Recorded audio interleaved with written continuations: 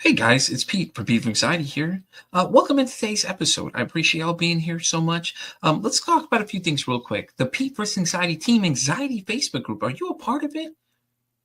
You're not? What are you waiting for? The link's down here in the description down below, or go to Facebook and search Pete vs. Anxiety. Then look for the Team Anxiety Team page and join it today. Why not? You can join and help. It'll be great. Yeah, like right now. Hurry up. Stop what you're doing. Pause this video. Go do it right now. But anyways, let's also talk about the Pete vs. Anxiety YouTube page. If you're here right now, you're probably following it most likely. If not, head on over there, subscribe, be sure to like and comment on the videos and let me know, because all that stuff really helps, guys. I really appreciate it. And help me break the stigma that mental health is talked about enough. But anyways, guys, let's get in today's episode. I'll have a great one. Thank you so much again. And as I always say, don't ask how your day is. Ask how your mental health is. Guys, welcome to an exciting episode of Pete for Society here on the Oracle Talk Radio Network. My guest today is the daughter of a slain LAPD detective who was ambushed and killed on October 31st, 1985 when she was 17. She's also the published author, speaker, and coach of the book, The Other Side of the Gun. Please welcome in Susan Snow. Susan, how are you doing today? Hi there. Thanks for having me. Most definitely. Well, why don't you tell me a little more about yourself, and then we'll get into the book itself. Okay, that's fine. Where would you like me to start? Wherever you like. It's all about you now, girl. You tell them. Anything you want them to know. What have you been up to since 17? Obviously, you lost your dad at 17, unfortunately. 1985, the same year I was born. In fact, it's kind of funny. When I read that, I was like, wow, okay. So what are you currently up to now? Well, through this journey, I have become a trauma resiliency coach. And part of that was just writing the book and finding my purpose of helping other people and giving them some guidance that I didn't have in my healing journey myself until much later in life. And so that's kind of where I come into play, because once you've done some healing, you're a different person. And sometimes you feel stuck. And you don't really know what to do with this new person. And so that's where I come into play and find, meet you where you are and guide you forward. I wrote the book when I was 50 years old. It took me 4.5 years to write it. And the reason that I wrote it at 50 is because it took many, many, many years of doing the work with my mental health. Yeah. Oh, I couldn't believe that for sure. Especially at 17, your dad's a first responder. You get the call.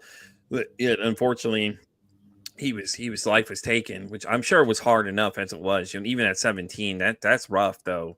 Take us back to what it was like when you got that call. Did your heart sink in, kind of thing? Mm-hmm. So it was Halloween. Okay. My dad was actually, he was an LAPD detective, robbery homicide, and he was testifying that day in a main trial that he was the lead detective on.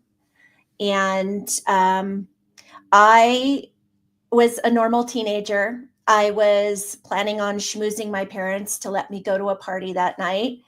And the plan was that Dad was going to go pick up my 6-year-old brother from school after he got off of testifying. And then he would come home and the schmoozing would start. Unfortunately, I was home getting ready for the night. My mom was with me and the phone rang, and it was, I thought it was going to be for me. Yeah. And of course, I was a teenager. Whoa, hold on. You got the call? Oh, no. Yeah. I picked up the phone, and it was a lady from my brother's school. And all she said was that there was a drive-by shooting and my dad was involved. And my mom had come into the room, and I handed her the phone as fast as I could and tried to listen in. And I couldn't really hear a lot, but I could watch my mom's body language change. Yeah. And I knew it was bad. She got off the phone, looked at me, and said, "We're going to the school."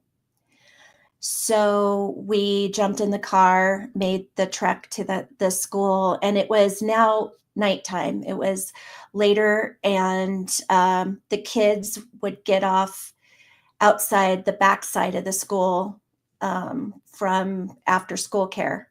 And that's where my dad would have picked my brother up. So we parked in the parking lot, which was in the middle of the school, and started heading that way. And it was dark outside, but it looked like daylight because there were Yeah. so many lights from all the ambulance and all the police cars that were lined up.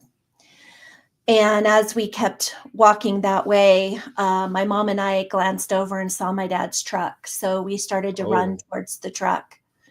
And the closer we got to the truck, we looked on the ground and there was glass on the ground. And as we rounded the corner, there he was, partially covered up.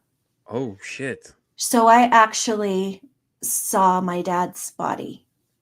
And Oh, I'm my so mom, sorry. Jesus, that's no. all right. My mom, she dropped her knees and started screaming, and I was not able in that moment to really comprehend what I was looking at. Yeah. So I hyper focused on the ambulance. Um, and in my mind, I kept asking, where is everyone? Why aren't they helping him? Because I just was not comprehending everything. Yeah. And two police officers grabbed us by the arm and escorted us back into the school and into an office. And I was still trying to process everything as we were in the office. I sat down. My mom was taken aside to talk to some detectives. And I still, at this point, had no idea where my brother was. I didn't know if he was hurt. I didn't know any information whatsoever. And I overheard two women that worked at the school, and they were talking to one another. And the one woman said that my dad was deceased. And in that moment, that's where my world crashed. Yeah. That's where it cracked. And I wanted to run out of that room and run as far as I could away from this situation. My mom came into the room a little bit later after this, and she said, "I'm sending you with a neighbor." And I know that, like, in that moment, I wanted to run, Yeah. but the kid part of me needed to be with my family unit. I needed to be with my brother and my mother. And unfortunately, I didn't get that chance. So I did go with a neighbor. And I knew this neighbor since I was little. My parents knew them forever.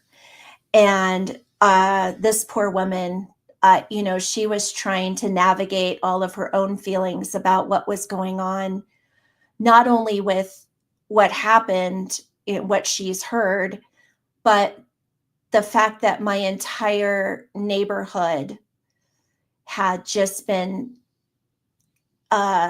inundated with law enforcement, and the media ascended because this was a huge story at the time. Yeah. And here she had his teenage daughter in her living room just beside herself. I was completely beside myself, spinning a little bit, just not knowing what to do. And at the time, I was dating this guy for 3 months, and all I wanted was my boyfriend at the time. Yeah. He was 19. And my neighbor called him, but didn't give him any information. So when he arrived, just like anyone else would, he told me, grab your purse, grab your jacket, let's go to the hospital. What hospital is he at? Where's your mom? Where's your brother? Just asking the normal questions. And I couldn't blurt it out. I couldn't tell him initially. But the more persistent he got about us leaving is when I finally blurted it out. He's gone. And he said, "What do you mean he's gone?" And I said, "He's gone. He's not at a hospital." And that's another person that I watched crumble right in front of me. Yeah.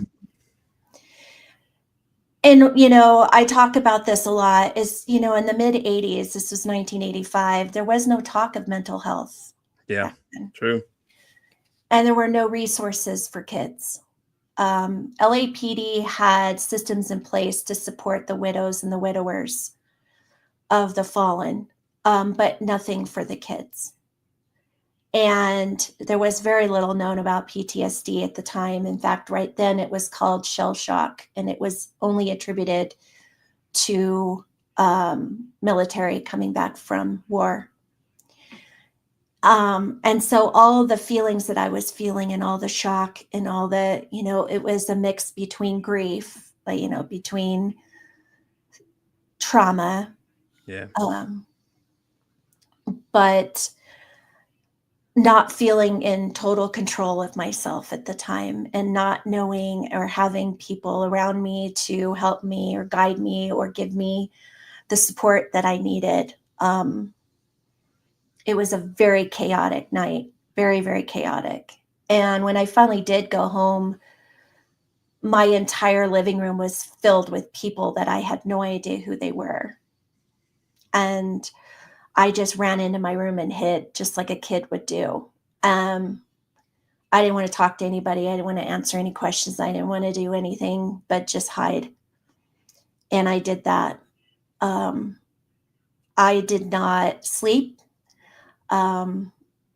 Looked out the window, it was daylight, and there was still police presence all over my house.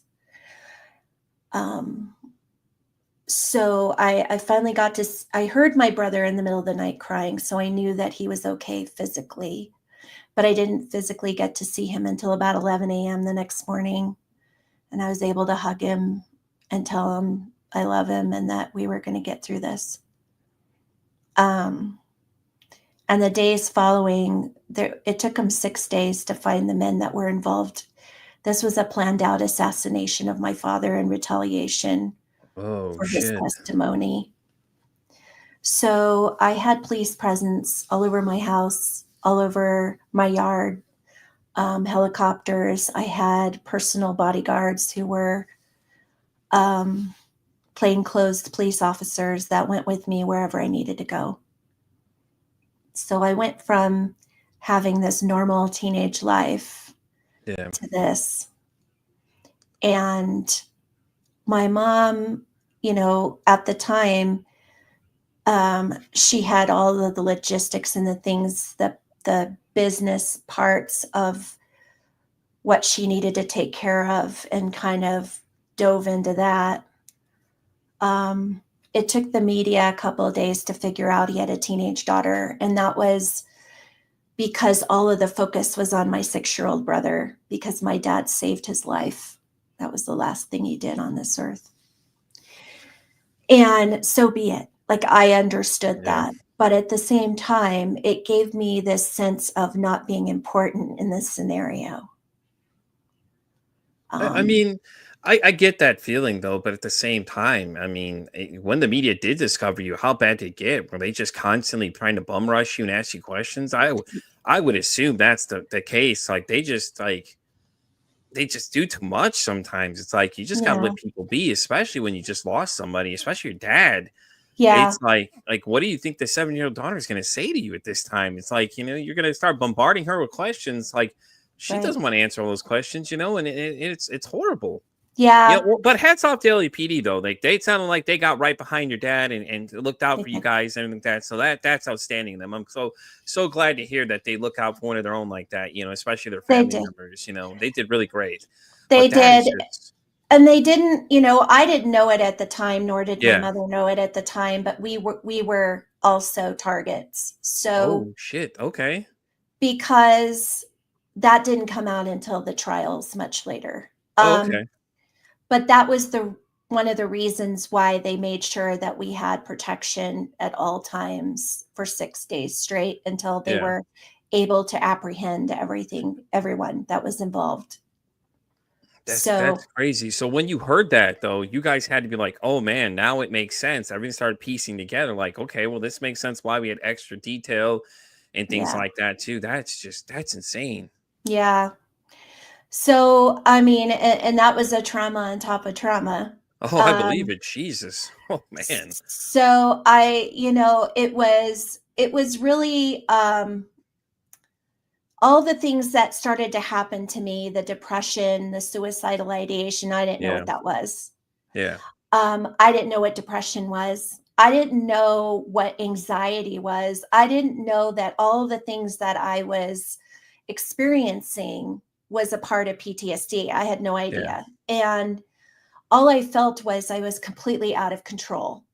And I was terrified to tell anyone because I thought they would throw me in a loony bin and say, that's it. Right. And so I was not capable of advocating for myself. I didn't know how to verbalize what was going on because of being terrified. Yeah. Um, and my mom, after the funeral and things kind of died down, LAPD came to my mom and said, we want to pay for a therapist for all three of you. And um, so my mom came to me and she said, you're going to go to a therapist. She full and told me that I was going to a therapist. And I mean, I thought at the time, being a kid, that if you go to a therapist, you're crazy. Yeah. I mean, that was just my mindset. And, but I was also living in a cloud. Like I literally walked around in a cloud, and wherever you pointed me is the direction I would go. Yeah. So when I was told that I was going to therapy, I said, okay, I'll just go. And I went and met with this man. And in hindsight, this guy was not trauma competent, nor was he trauma informed. And I don't feel like he wanted to dip his toes in the weeds with me. And I tell people this story all the time, and it's just really hard to believe, but he never asked me questions that would allow me to tell him what was going on with me in that moment.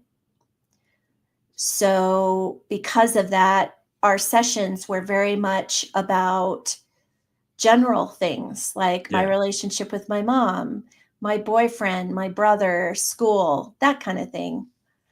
And every week that I saw this man, I kept saying, oh, today's the day. He's going to say something. He's going to do something to make me feel better.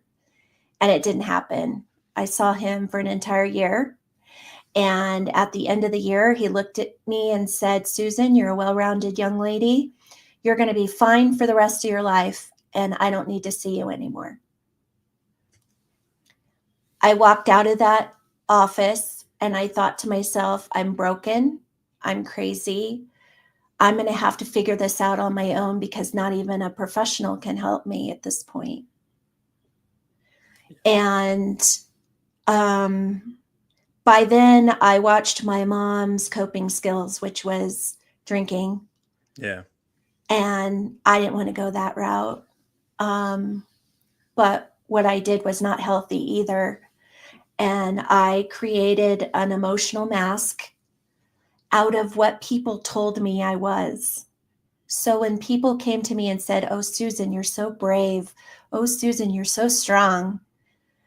That's the mask that I wore. I didn't allow anyone seeing the turmoil that was going on inside of me. They saw the brave Susan. They saw the strong Susan. But inside, I was a mess.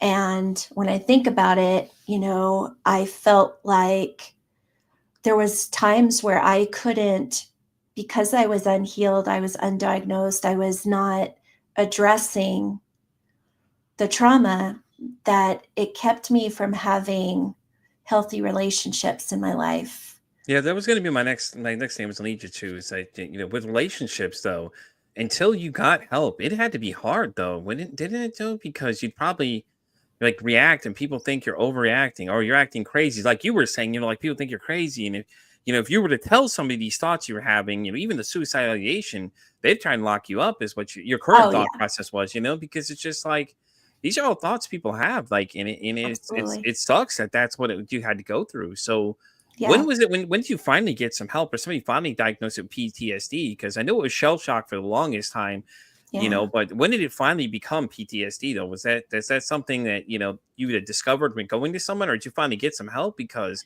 Jesus Almighty, girl, you had been through a lot already at that age. I ended up marrying the boyfriend, Oh, okay, okay, and we had 2 kids and decided that we were going to leave Southern California and move to Colorado. In my mind, it was my time to distance myself from that part of my life, yeah, so I thought, because geography doesn't help. no, Like it follows you. But I was not thinking that way. I thought, I'm going to go somewhere where no one knows me, no one knows my story, and that's kind of the story I told myself. So we moved here in 97, and I was working as a hairdresser at the time. Um, and I worked in a salon that was very close to Littleton, Colorado. And on April 20th of 1999, I was working with some clients, and I took a break and went into the back room, and my colleague had turned on the TV, and up popped the live coverage of the Columbine shootings. oh, okay, And I started having flashbacks. I had a visceral reaction. I turned pale. My fingers started tingling. I knew what was going to happen next. And my colleagues were looking at me like, what is going on with you? Because no one knew my story. yeah, And remember, I didn't know what was going on with me either, because I was told I was going to be fine for the rest of my life. right, So as I was having this anxiety and all of this, and people left the room, I did what I normally did, and I put that mask back on. yeah, And I told myself, this doesn't have anything to do with me, and I'm going to feel better tomorrow. This doesn't affect me. And I went out and I finished my day with my clients. Everybody around me was a mess. They were mad. They were sad. There were tears. And I was stoic. I just kept going on with my day like nothing ever happened, knowing that something horrible happened. But as soon as I left those doors, as soon as I walked to my car, all of it came flooding back. And it not only came flooding back, but it came back harder and faster. And I literally started to spiral. And I knew I was scared at this point, because I knew at that moment I didn't want to feel this pain anymore. But I also had 2 babies at home that yeah, needed their mom. And I stopped sleeping. I knew, and I was scared, but I didn't know what to do about it. And my husband uh, met me at the door, and he said, you have 2 choices. You either get help, or I'm putting you in a hospital. And I looked at him, and I threw up the white flag, and I said, I'll do it. yeah, I'll go to the doctor today. And I went to a physician, and he put me on antidepressants, because that's what they do. yeah, And then he handed me a business card of a trauma therapist, and he said, I want you to make an appointment with this therapist. And I laughed in his face, and I said, I tried this before. I tried this 14 years ago. It didn't do anything for me. What makes you think it will help this time? And he said, you don't have a choice. And I said, okay, I stepped over this cliff, and I need to keep moving. I need to keep moving yeah, towards. So I made the appointment, and in the first 3 minutes of sitting with this woman, I felt like I had a safe space for the first time in my life, and it allowed me to be vulnerable. She was finally asking me the questions that I had longed to be asked for years. And it allowed me to be vulnerable. So because of that, I was able to tell her what I went through at 17 Yeah. and what I was currently dealing with. And she looked me in the face and she said, Susan, everything you've gone through since you were 17 is normal because you have PTSD. And I kind of sat back in my chair and kind of looked at her funny because I was like, wait a minute, I'm not in the military and I didn't go to war. What are you talking Yeah. about? And she said, anyone who has gone through a trauma can experience PTSD. But what you need to understand about that is that PTSD isn't something that just goes away. It's something you learn to manage. Yeah. And at that very moment, I had hope. In that very moment, I knew that I could heal from this and that she was going to be the person to be able to guide me through my healing. And I was so grateful, Right. so grateful for so many things in that moment. And that was the turning point for me. That was the starting of my healing journey. Well, hats off to your husband, first off, because he noticed something is wrong. A lot of times, the other partner in the relationship doesn't get that there's something wrong and doesn't put their foot down like that. For he had the guts to sit there and say, listen, you got two choices, hospital or you get some help. So hands off to him because he's the one that pushed you to get it done. He knew something was wrong and he's seen something was wrong. So that's a stellar guy right there. Just amazing on his part to notice those things and have the guts to literally stand there and tell you you've got two options, because most partners wouldn't even do that. They'll just kind of ignore it and like, okay, well, it's no big deal, or things that they brush under the rug type thing. But that's just Yeah. that's amazing. I'm so glad that you got some help finally after all that, because that had to be Yeah. torture for all them years, And he's been there since the beginning too, because he knew Mhm. what was going on, And it's just amazing though. So now with the book, is that what inspired the book though? Is your journey, or is it more a little bit of everything? A little bit of everything. Initially I wrote the book because people for many years had played their own story about me in their Yeah. head. And a lot of times it was not correct. Oh Jesus.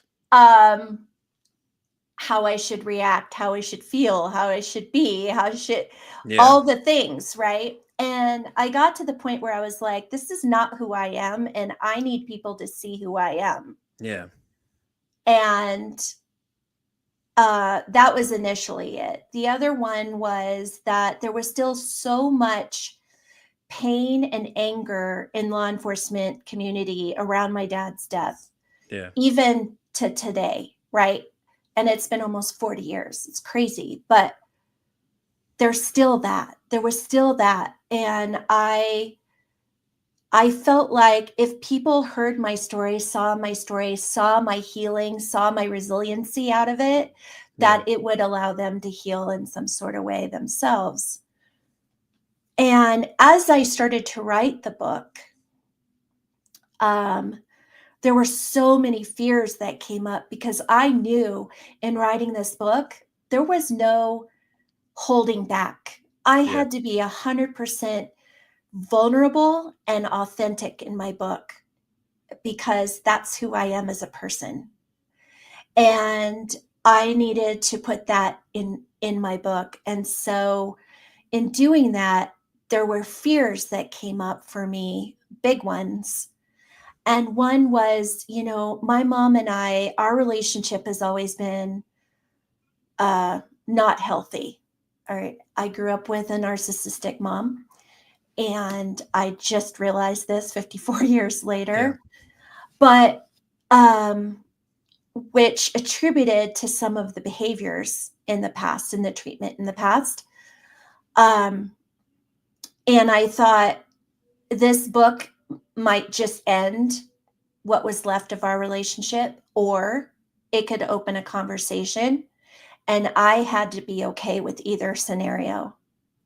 The other one was my husband, because I had fear that this was going to pull up some old wounds for us.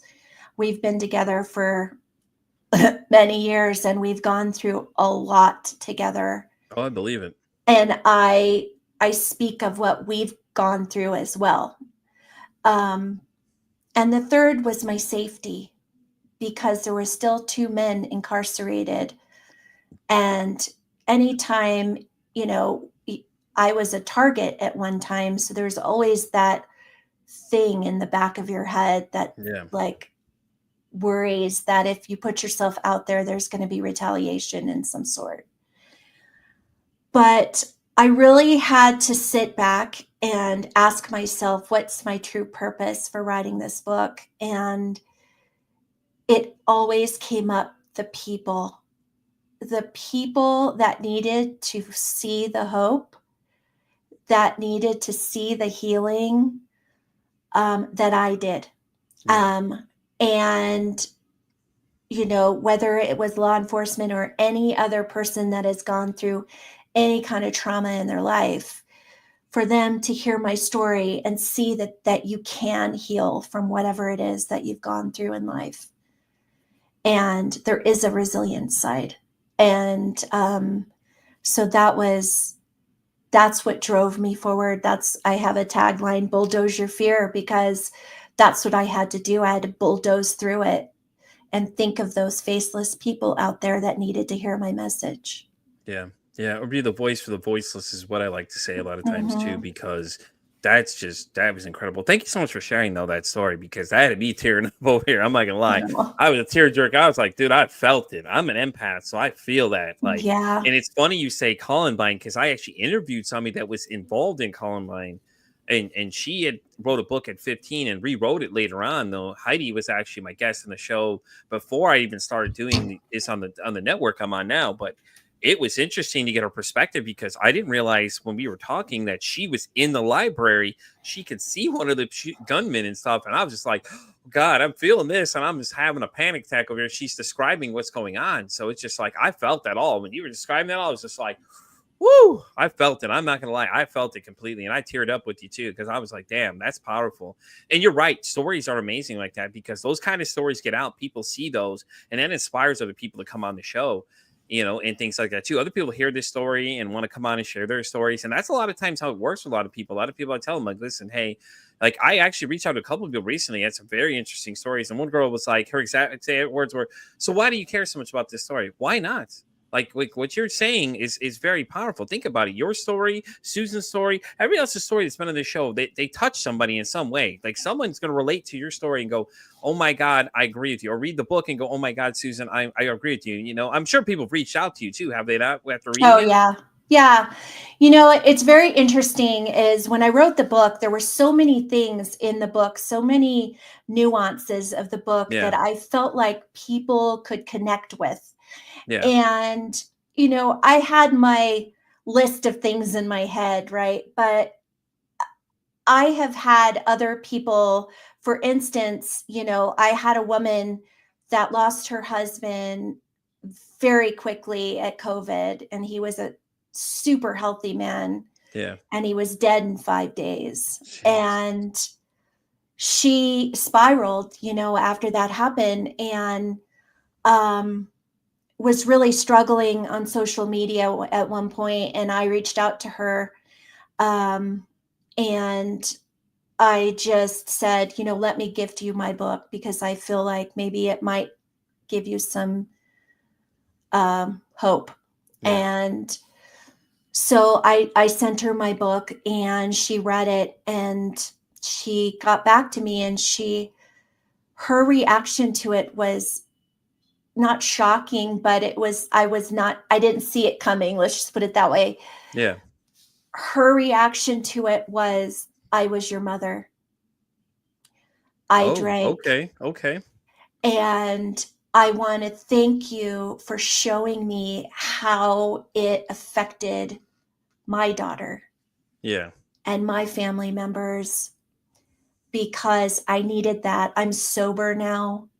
I want to stay that way. Thank you for writing this book, because it showed me resilience, but it showed me hope. It mirrored what I was facing. Yeah. And I was so grateful to her for giving me that aspect of the book, because that's not even that's not even anything that I had thought about, with who can I touch with this? Like who can connect with this book?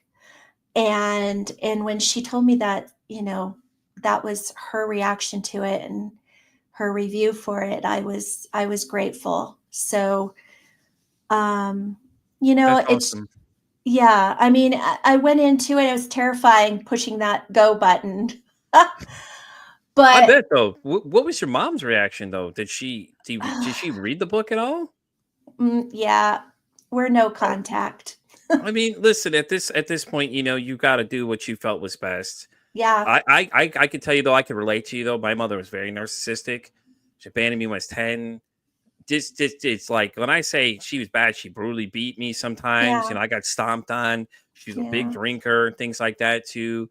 And to this day, she'll always deny that she ever did it. And I think that's the yeah, biggest problem I have is just getting over that hump of, yep, not knowing I'm not going to get the result I want, and it's just hard. And I think that's the biggest roadblock I deal with currently.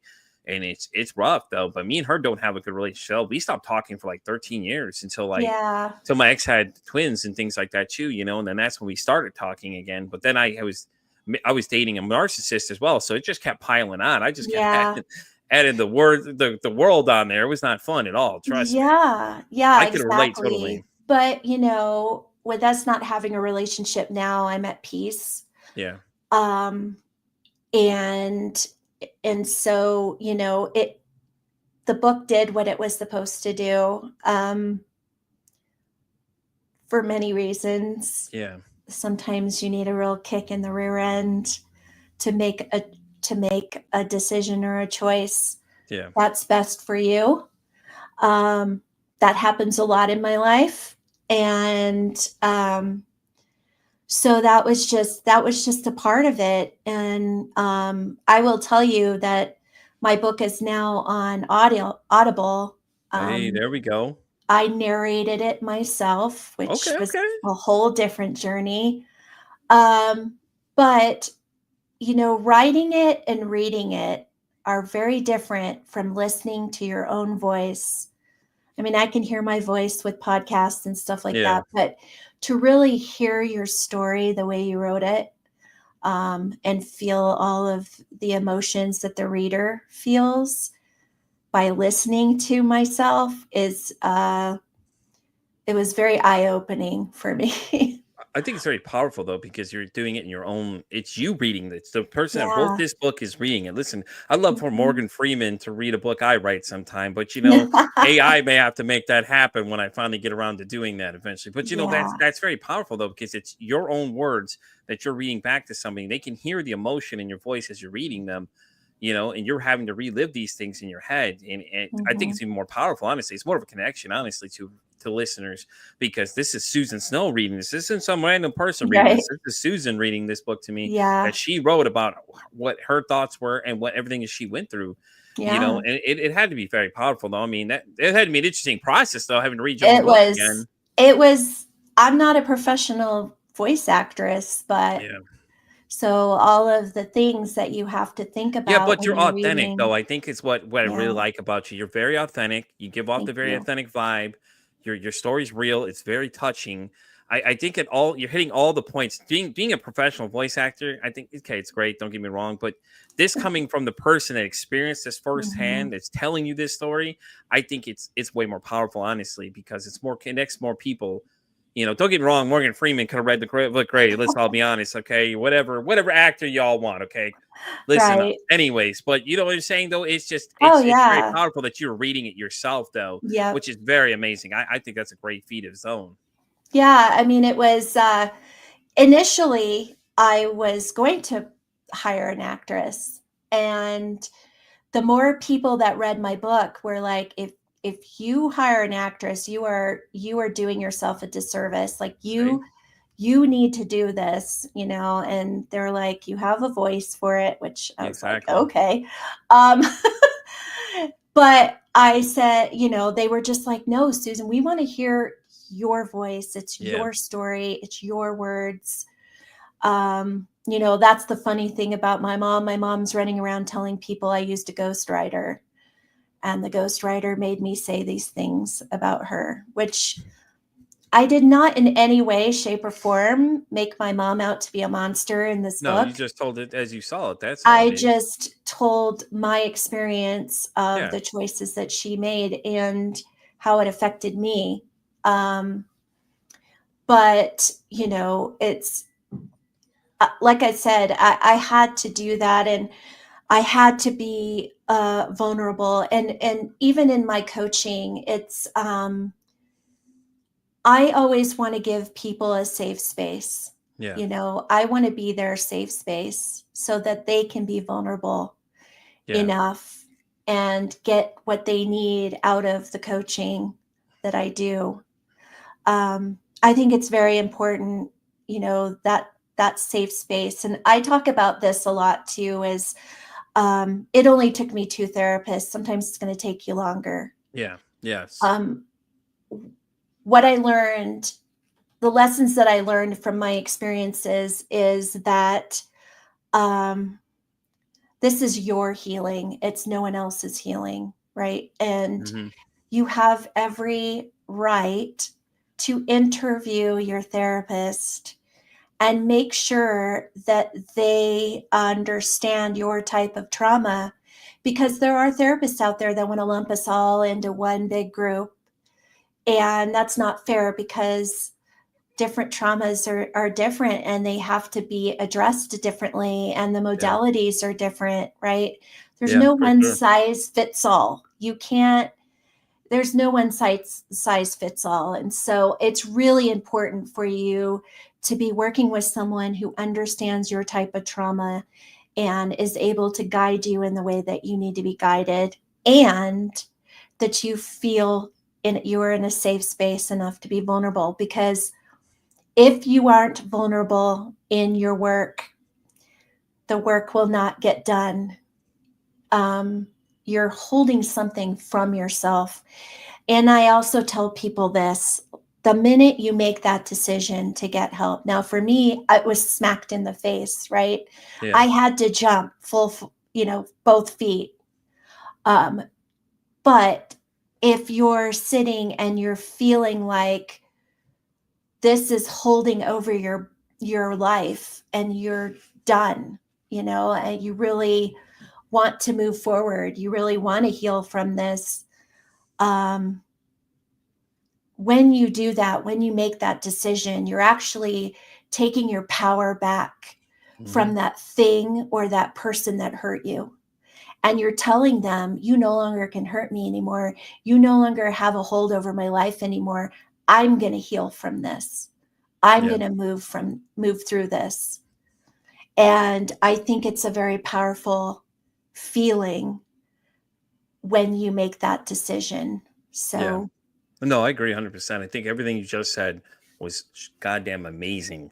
Like it's perfect, because most people will try one and be like, you know, and they'll just deal with mhm, it. Like, listen, this is your mental health. Like, you need to put your foot down and be like, if you feel like this person isn't working for you, it's on the other side too. They agree. If you're not linking up, you're not hurting their feelings going to someone right. else. They already accept that. They already know what's going on. A lot of them that I've talked to, they'll do a quick, they'll do one meeting with you just to make sure that you guys are on the same Mhm, alignment. If you're not, they're like, hey, listen, if you're not, you just let me know. It's not a big deal. It might not work for you. Okay, well then I don't work for you. Move on to the next one. It's already yeah, an agreement. You're not hurting anybody's feelings by picking somebody else if you just feel like that person doesn't fit with what you want. Because I had a couple that I tried, and one of them, I just like, it just wasn't meshing well, and they yeah. understood. I just said, you know, this isn't just working for me, and things like that too. And I've gone through a few when I had done it too as well. But it's hard though.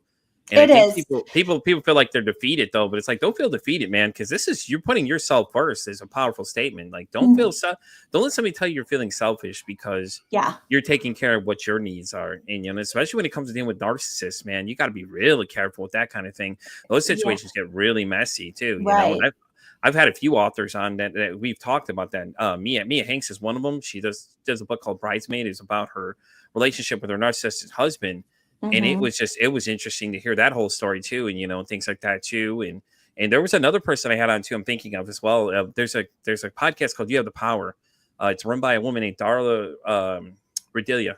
Mhm. Darla had been on the show and we had a discussion about narcissists. I can tell you this much: I had 15 people reach out to me after that episode and tell me that they couldn't make it through halfway through it because they had to take a pause because it was hitting so hard home. Oh, Because yeah. it's such an interesting topic because so many people deal with narcissists, They don't do. realize it until they start hearing all the things that are connecting. They're like, "Oh, hello." And with your mom is like a covert narcissist, basically. And She for is. everybody that doesn't know what that means, is that she's trying to make herself look good, but Susan's telling exactly what happened. Yeah. So her mom's going to go around and say, "Oh no, no, no, no," just like the ghostwriting thing. That's her way of covering it up because she doesn't want people to see what Right. really is going on in the home and Right. things like that too. And so was Mia's husband was the same thing too. Now Darla, she dealt with a couple narcissists, as I was stuck with one for 15 years, and we had kids together. So which it makes it really interesting because she'll weaponize them all the time and tell them, "Oh well, they don't want to talk to you or they don't want to see you." So like I have no relationship with my three daughters because she has driven such a wedge between us, and Mhm. it's just like I'm just kind of waiting my time until they get older to reach out to them Yeah. and things like that, to just talk to them, like not even talk about Yeah. her because that's not the point of the conversation. It's just to let Mhm. them know I'm still here, and I've done my own things. Like, I was actually on Darla's show. You have the power. Actually, I was one of the last few males that were on the show. So when that episode comes out, you're all going to really hear some interesting things about myself that I've never told somebody. I've revealed a few things on there I've never told anybody to this point, and it felt so good to tell people because it was so hard to talk about it in the beginning of the show. It was, we're going to break the stigma about mental health. We're still doing that, but this is a safe space for people to come on and talk about these things, Mhm. and things like that. And I don't think like mental health is talked enough. I don't care what anyone says to me.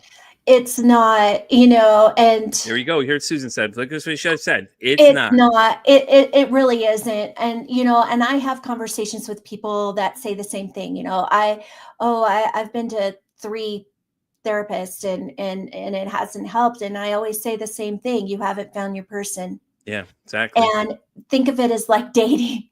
You've got to find the right person, right? That's a fantastic analogy. Because this is a very intimate type of relationship Yeah. because you're having to be vulnerable with this person Yep. and you have to step out on that ledge and know that they're going to hold you and not let Yep. you fall.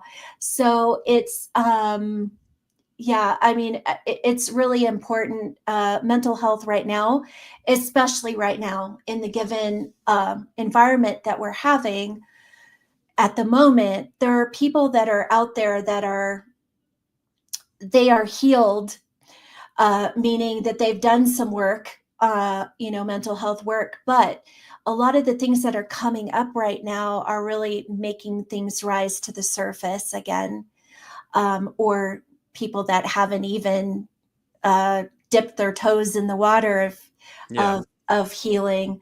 And so there's a lot of emotion, a lot of things that come out of that, trauma responses and things like that. And I understand that, I understand that part, and I can see people for that as well, and recognize.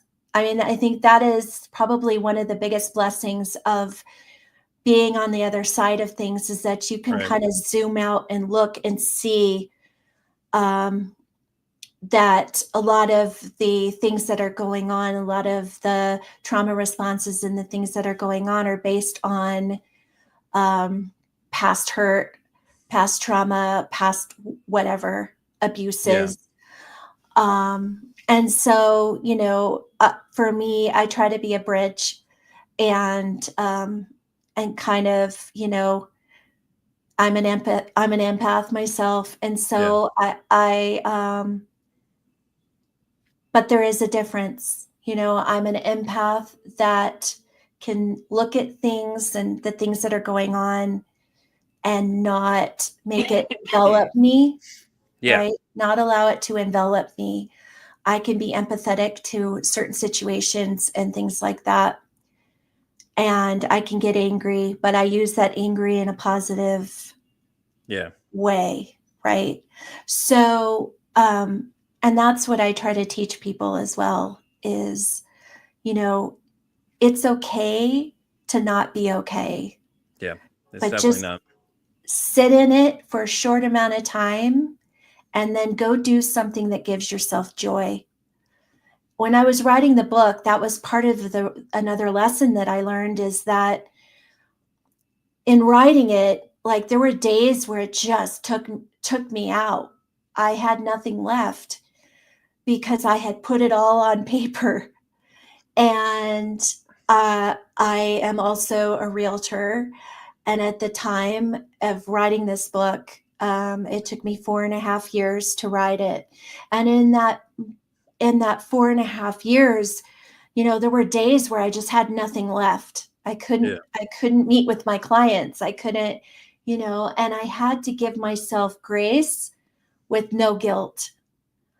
And that's another hard thing for people to do, is to take that time for yourself, to love on yourself and say, you know what, I'm going to give myself a break. I'm going to recalibrate. I'm going to, I have the tools. That was the difference of writing this book, is that I had the tools on those days where I was very emotional and I was reliving and refeeling those emotions, that I was able to pull myself out of it because I had the modalities, I had the tools in order to do it.